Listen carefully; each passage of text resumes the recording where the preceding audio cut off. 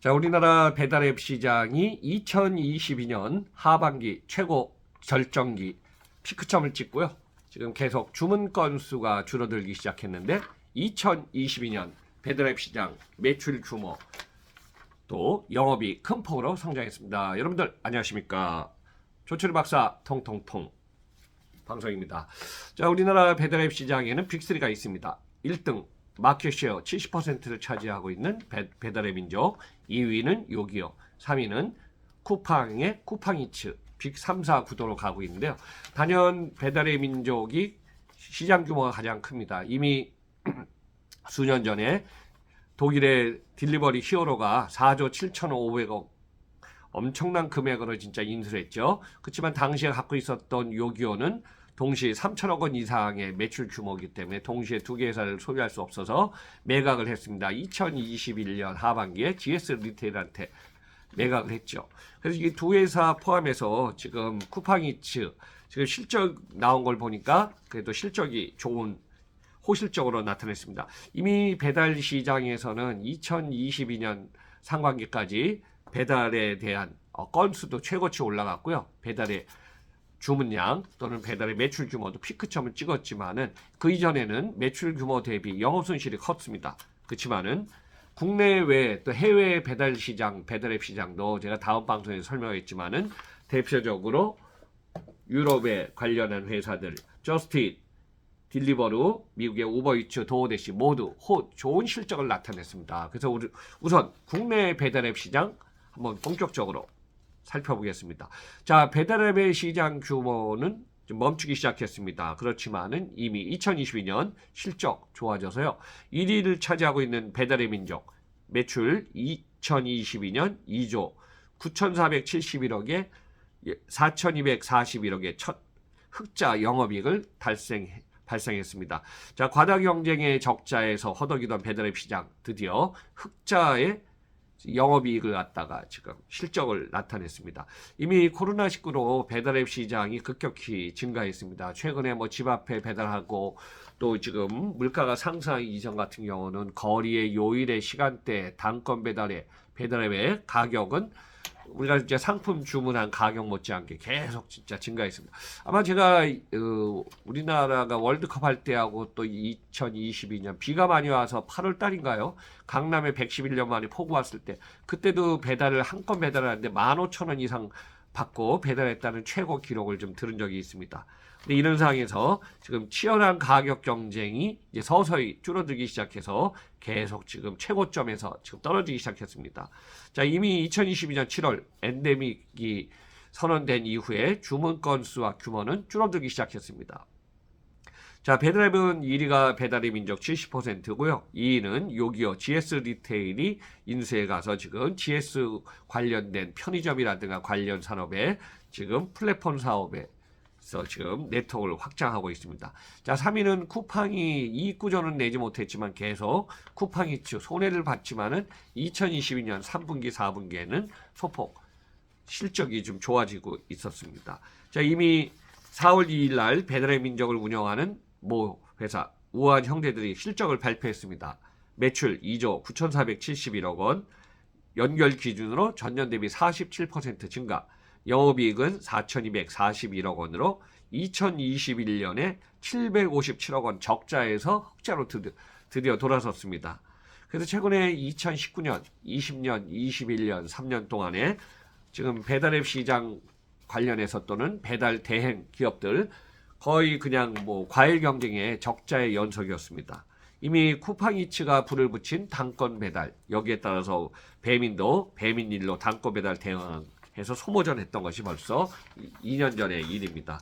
자, 이런 상황에서 배달 시장이 지금 2019년 배민이 지금 입점하는 식당, 사실 이제 식당하고 계약을 많이 하겠죠. 그래서 식당하고 계약을 많이 해서 식당에서 콜이 오면은 주문이 오면은 지금 배달을 통해서 여기에 이제 배달 대행 라이더들이 가서 이제 물건을 갖고 와야 되는데 갔다가 최종 고객한테 딜리버리 하면서 이제 자기의 어떤 수익이 발생하겠죠.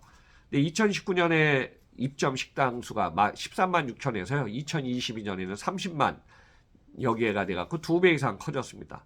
그래서 입점 식당이 늘어나면서 주력 상품인 울트라콜 광고 수익도 같이 증가한 현상을 좀 나타내고 있습니다. 이미 주문 건수는 2022년에 11억 1,100만 건수입니다. 자, 지난 2019년에 4억 건에서 불과 3년 사이에 3배 이상의 큰 폭의 주문 건수가 지금 늘어나고 있습니다. 근데 이제 주문 건수에서 지금까지 수익 구조가 개선이 안 됐는데 대다수 국내, 해외에 있는 배달앱 시장, 배달앱의 기업들이 이제 수익성 개선을 했습니다. 그래서 첫 번째, 울트라콜 광고 수입이 증가한 것도 있고요. 또 지금 프로모션 요금을 많이 폐지했습니다. 그래서 지금 배달의 민족 같은 경우는 단건 배달 서비스인 배민완, 배달 중개 수수료를 갖다가 정액제 1,000원 방식에서 정률제로 이제 음식값의 6.8% 방식으로 좀 전환하기 시작했죠. 이미 2022년 봄 이후에 엔데믹이 오기 직전부터 이제 진행해갖고 결정한 것이 결국은 수익 구조 쪽으로 큰 폭으로 지금 효과를 나타내는 것 같습니다. 이미 2022년 하반기부터는 엔데믹 시장으로 배달앱 시장도 최고의 피크점을 거의 한 몇 년 동안에 최고 배달앱 시장이 커졌으니까 그 이후로 이제 하반기부터 떨어지기 시작해서 지금 2023년 1월 통계청의 온라인 쇼핑 동향 2023년 1월 자료 보니까요. 지금 배달 음식 서비스 거래액이 2조 2,295억 원, 전년 대비 지금 이미 8.3%가 감소하고 있습니다. 그래서 배달앱 이용자 수도 감소 추세에 지금 들어서고 있습니다. 자, 2023년 2월 배달 3사, 배민, 요기요, 쿠팡이츠, 월간 활성 고객수 한번 지금 MAU 지금 보니까요. 2,922만 명 집계가 나왔네요. 자, 1년 전인 2022년 3월 3,586만 명에 비하면 거의 한 18.5%가 감소했기 때문에 앞으로 배달앱의 배달 건수, 우리가 이제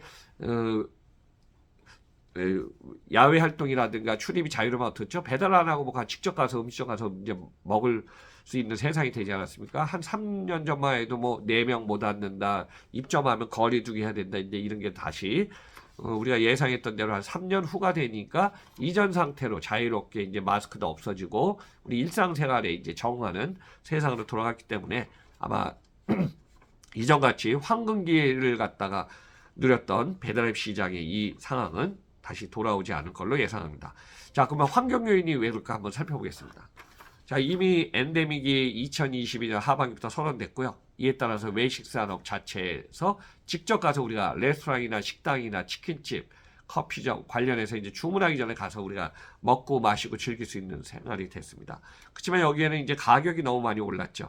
그래서 고물가의 외식 배달 주문 건수가 사실 상품 어떤 음식 가격이 평균 뭐 10, 20, 많게는 30% 올라가 버렸습니다. 또 이번에 방송하는 시점에 4월에도 보니까 음식 가격이 그냥 많이 올라가 버렸어요. 우리 원자재 가격 맞물려가고 계속 지금 매월 큰 폭으로 올라가고 있습니다. 그러니까 이제 외식 물가의 가격이 계속 올라온 상황에서 배달비 증가 요인도 큰 작용을 할 걸로 예상되고 있습니다. 그러면 마지막 포인트 정리하겠습니다. 자, 코로나 3년 동안에 집 앞으로 모든 걸 갖다 내 앞으로 주문하고 내 앞으로 배달을 받았던 모든 것이 이제 점차 완화되고 있습니다.